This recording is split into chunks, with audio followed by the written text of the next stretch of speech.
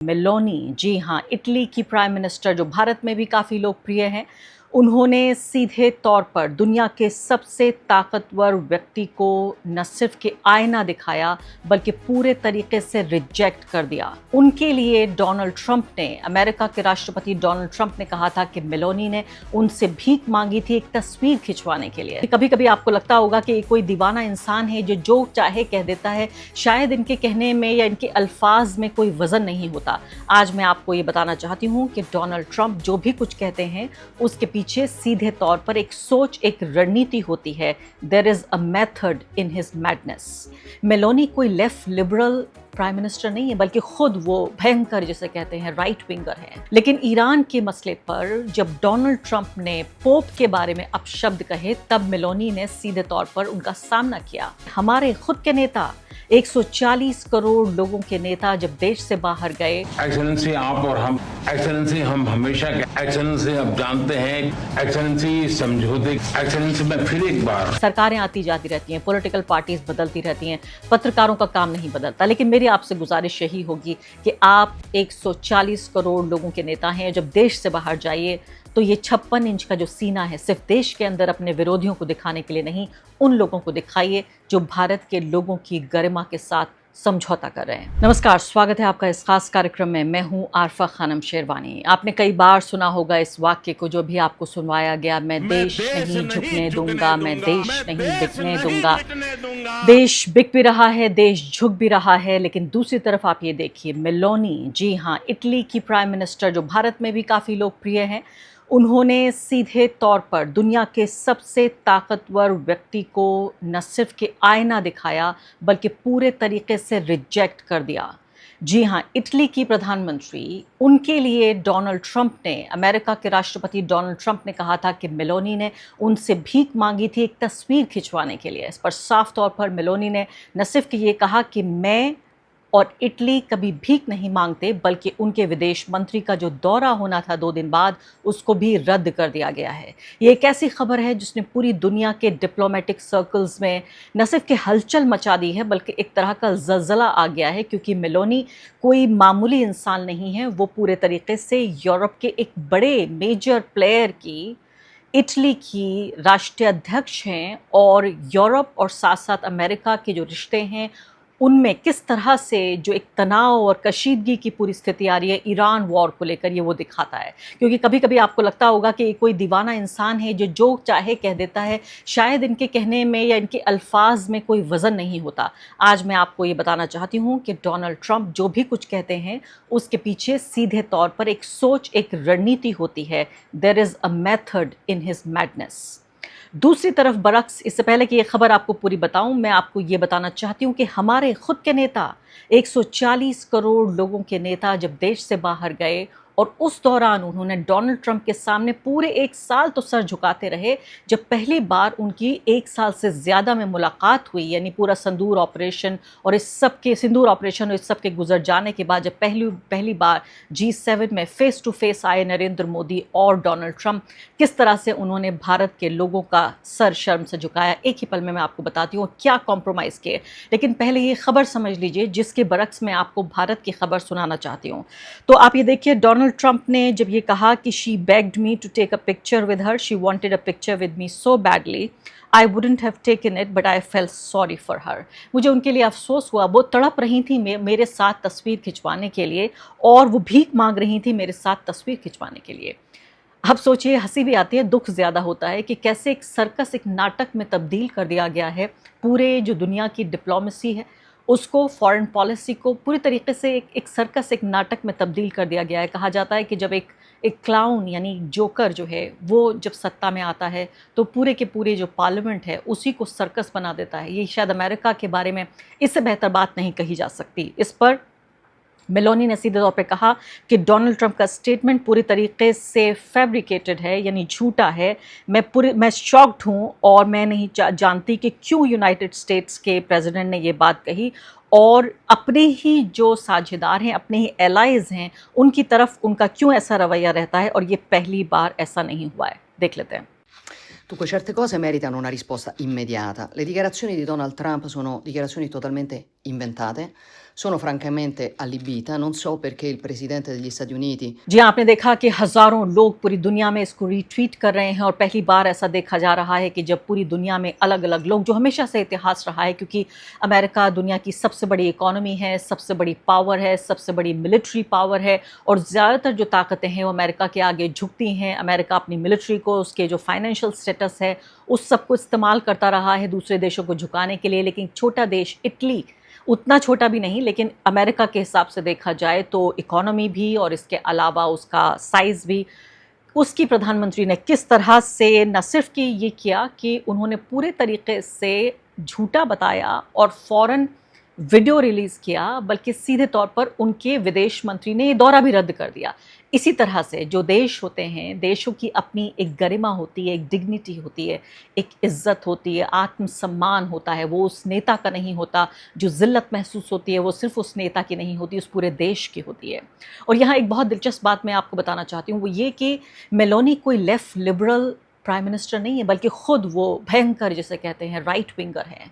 लेकिन ईरान के मसले पर जब डोनाल्ड ट्रंप ने पोप के बारे में अपशब्द कहे, तब मेलोनी ने सीधे तौर पर उनका सामना किया। आप जानते हैं अच्छे तरीके से कि राइट विंगर डोनाल्ड ट्रंप भी हैं, यानी दक्षिणपंथी मिजाज वाले, दक्षिणपंथी सोच वाले, इमिग्रेशन के खिलाफ, अल्पसंख्यकों के खिलाफ, उदारवादी सोच के खिलाफ, बिल्कुल उसी तरीके से विचारधारा के स्तर पर मेलोनी भी हैं।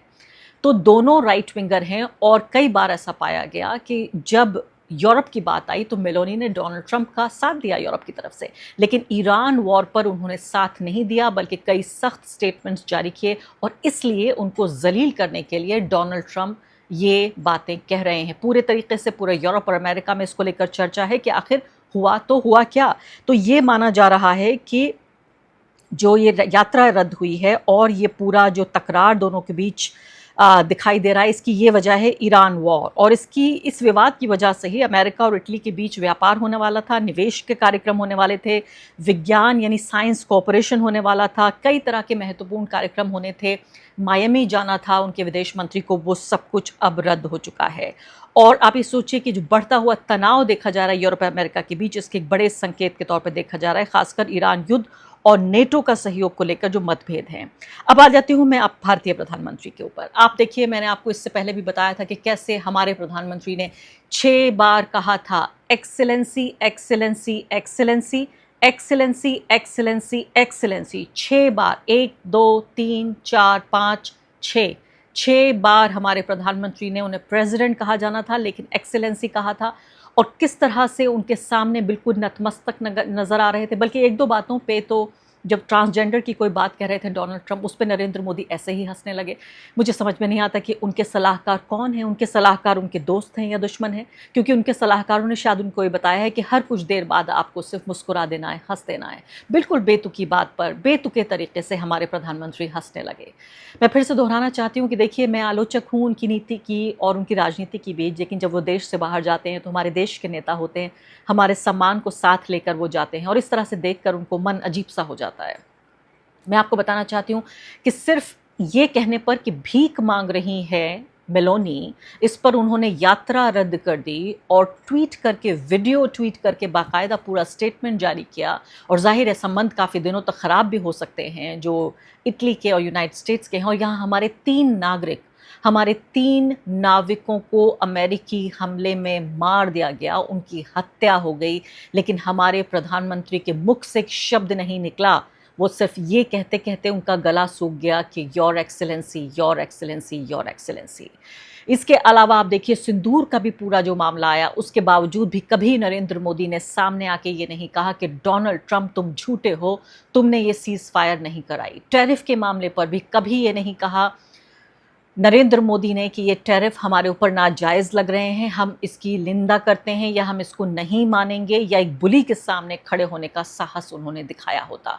दोनों ही बातें उन्होंने नहीं कही। पिछले 1 साल में लगातार डोनाल्ड ट्रंप ने 1 2 4 नहीं बल्कि दर्जनों बार इस तरह से भारत को जलील करने की कोशिश की। ये शुरुआत हुई थी जब भारत के जो अप्रवासी भारतीय थे, उनको हाथों में, आपको याद है, हथकड़ी लगाकर उनको भेजा गया था, पैरों में जंजीरें बांधकर उनको भेजा गया था, तब भी भारत ने कोई आधिकारिक रूप से अपनी आपत्ति जाहिर नहीं की थी। उसके बाद सिंदूर का ऑपरेशन हुआ जिस पर लगातार कहते रहे डोनाल्ड ट्रंप। उसके बाद उन्होंने भारतीयों को कहा कि वो नर्क का दरवाज़ा है, हेल होल हैं, और यहाँ पर अपने बच्चों को गिरा कर यानी बच्चा पैदा करने यहाँ पर आ जाते हैं। बहुत ही जिल्लत भरी बातें। हमारे मेहनतकश भारतीय लोग जिन्होंने अमेरिका के एक बड़े हिस्से को विकसित करने में अपना योगदान निभाया है, खासकर IT के सेक्टर में, उनको जलील करने की कोशिश की, तब भी हमारे मुख से कोई बात नहीं निकली। और अब तो 3 लोग, और उसमें खासकर ये भी कहा गया कि हमने जो नेवल ब्लॉकेड लगाया हुआ है उसको आपने वायलेट किया, उसकी अवमानना की, और इसलिए आपको ये पनिश किया जा रहा है। यानी कि कोई